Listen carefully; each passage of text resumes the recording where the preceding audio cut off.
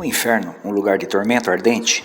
Neste 10º vídeo, nós vamos falar sobre o principal pilar usado pelas denominações religiosas para tentar sustentar a doutrina que existe um lugar de tormento e que as pessoas estão neste lugar sofrendo, aguardando ainda um julgamento pior no lago de fogo.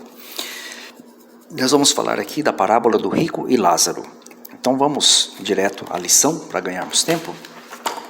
Veja o que as denominações evangélicas, principalmente, de modo geral, não apenas a Assembleia de Deus, mas outras também, defendem acerca da parábola de Jesus Cristo. Primeiro vamos analisar aqui um resuminho, né? Veja o que eles dizem aqui, ó. Deixa eu dar uma melhoradinha aqui, dar uma tremidinha na tela aí, peço desculpa para você, viu? Tá? Então, conforme nós já vimos em vídeos anteriores, o inferno bíblico, o verdadeiro inferno bíblico, não é nada mais, nada menos que a sepultura comum da humanidade, né? Que se originou da palavra infernos, né? Que foi traduzida por Jerônimo, da Vulgata Latina, onde ele traduziu Seol e Hades, né? Pela palavra infernos. Quando veio para a língua portuguesa, virou simplesmente inferno, tá? Essa expressão aqui que foi traduzida também Geena, não é verdade, tá bom? A palavra Seol, ela ocorre 66 vezes no Antigo Testamento e Hades ocorre 10 vezes. Se equivalem. Se você pegar o Salmo 16:10 e Atos 2, 27 e 31, está falando do mesmo assunto, ali se aplicando a Jesus Cristo, e só foi usado termos diferentes, né? Seol em hebraico e Hades em grego, indicando o lugar onde Jesus esteve também por 3 dias, né? Então, tanto os bons como os ruins vão para o mesmo destino, né? Para o lugar inferior, ou o inferno bíblico, que é simplesmente a sepultura da humanidade. Mas o que as denominações religiosas fizeram?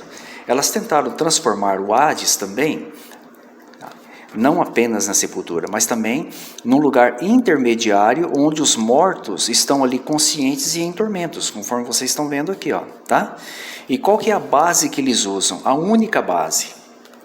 A única base está aqui no finalzinho desse parágrafo, olha aqui, ó. O Hades, como ideia, conceito de lugar ardente de tormentos para os ímpios, os iníquos, encontra-se somente uma vez na passagem ou na parábola do rico e Lázaro. Ou seja, se você pegar todas as ocorrências de Seol e Hades somadas, são mais de 70 ocorrências, a única passagem, a única na Bíblia toda, que traria um conceito de tormento no Hades, né, ou Seol, que se equivalem, seria apenas uma parábola, e não é nenhuma coisa real, apenas uma parábola. Então essa parábola, ela tem sido ensinada de forma totalmente distorcida pelas religiões, né, criando o conceito aí de que as pessoas ao morrerem estão nesse lugar conscientes em tormentos. Inclusive Jesus estaria também, porque ele esteve no Hades, né? Se você ler Atos 2, 27 e 31, Jesus também sofreu tormentos lá no Hades, né? Então fica muito claro aí a distorção bíblica, né? Em cima de uma parábola que é mal interpretada pelas denominações religiosas, ok? Muito bem, vamos diretamente à Bíblia então, para nós arrematarmos esse assunto. Vamos usar aqui a tradução oficial da Assembleia de Deus, que é baseada na João Ferreira de Almeida, revista corrigida. Eu não vou ler todo o relato, porque o espaço de gravação é muito curto, tá? Então, você pode ler todo o relato aí. Eu já estou aqui no capítulo 16, a partir do versículo 19, que você está vendo aí no centro do vídeo. Nós temos inclusive um título, né? Geralmente colocam esse título aqui na separação das explicações de Jesus Cristo, né? E aqui eles dizem claramente que se trata de uma parábola, ou seja, não é um fato real, é uma história criada para trazer alguma lição para os ouvintes ou para os leitores da Bíblia, né? A partir do parágrafo 19 fala do homem rico, do parágrafo 20 fala do mendigo, né? Ou do pobre, né? Chamado de Lázaro. A palavra para mendigo aqui em grego tem o sentido de pobre em sentido espiritual, viu? Tá? Aí depois tem todo o relato aqui que vocês podem ler, tá? Principalmente aqui no versículo 23, que está no centro do vídeo, você está vendo aqui, ó.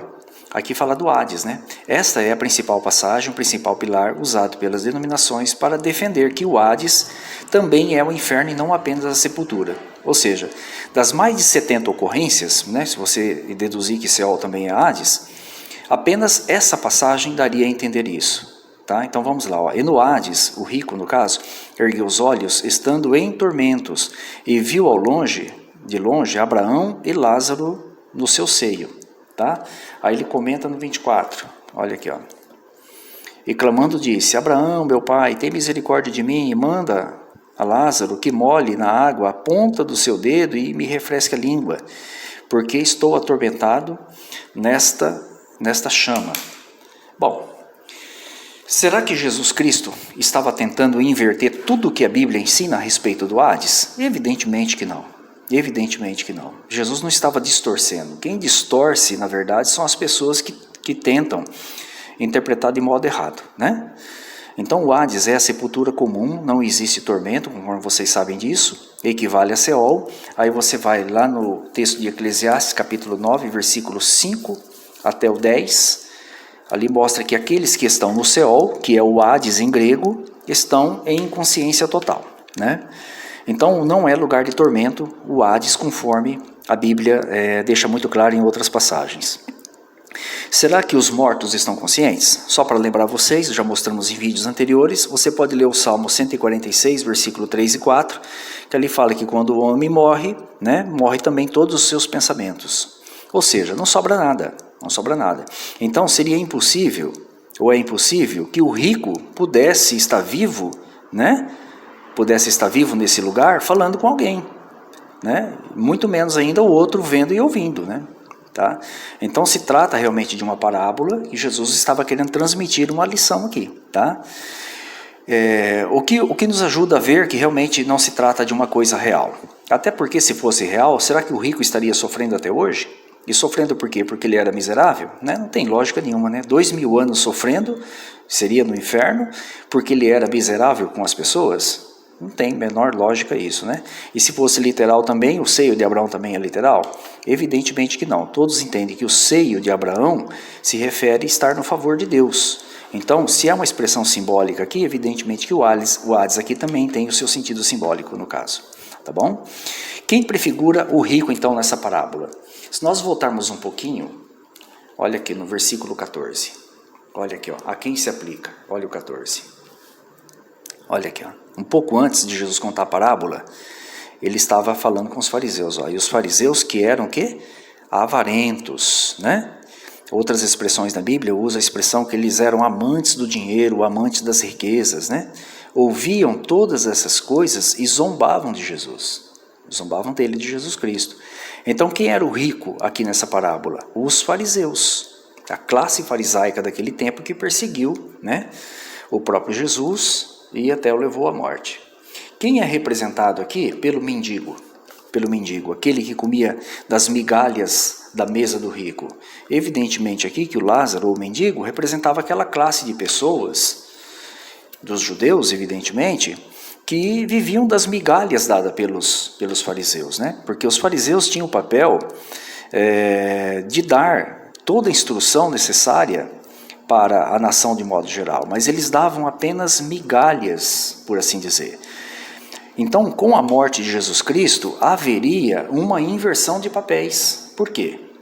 Porque aquela classe do mendigo, que seriam aquelas pessoas simples e humildes, que aceitariam Jesus como o enviado de Deus, né, se tornariam seus discípulos, exporiam todas as mentiras e falcatruas dos fariseus. Isso de fato realmente aconteceu. Por exemplo, quando se fala aqui de tormento aqui, não é após a morte. Se você ler ali Atos capítulo 7, versículo 54, fala de um discípulo chamado Estevão, que fez uma narrativa da história da nação de Israel, né? E os fariseus ficaram muito furiosos, porque eles foram expostos, né? O versículo diz que eles rangiam os dentes de ódio, tanto que chegaram a apedrejar Estevão até a morte. Então, este tormento que está falando aqui não é um tormento pós-morte, mas uma inversão de papéis que haveria entre a classe farisaica e a classe das pessoas humildes e simples, né? Como o Lázaro, por exemplo, né? Representado pelo Lázaro, que exporiam após a morte de Jesus Cristo aquela classe de pessoas, né? Aquela classe de pessoas que realmente não faziam a vontade de Jeová e a vontade de Jesus Cristo, né? O que fica claro que se referia a eles, né, essa classe, está aqui, ó, versículo 29, né? Quem que debatia constantemente com Jesus Cristo e batia no peito, né? Dizendo, nós temos Moisés, nós temos Abraão, nós temos a lei, sempre batendo de frente com Jesus Cristo, não eram os fariseus? Então fica muito claro que aquela classe farisaica, ela foi representada ali pelo rico, que foi rejeitada, e a classe representada aqui pelo mendigo são as pessoas simples, pessoas comuns que aceitaram a verdade sobre Jesus e passaram a expor aquela classe farisaica após a morte de Jesus Cristo, né? Apenas isso, não tem nenhuma conotação aqui com uma coisa real, né? De que realmente o Hades, Jesus jamais ia mudar essa verdade, que o Hades fosse um lugar de tormento, né? Ou qualquer coisa parecida, tá bom? Então fica aí, né? De forma resumida, porque o espaço de tempo de gravação aqui é muito pequeno, e assim nós concluímos então esta série de vídeos mostrando que Jeová jamais criaria um lugar para atormentar as pessoas conforme as religiões, principalmente as religiões evangélicas, tentam defender.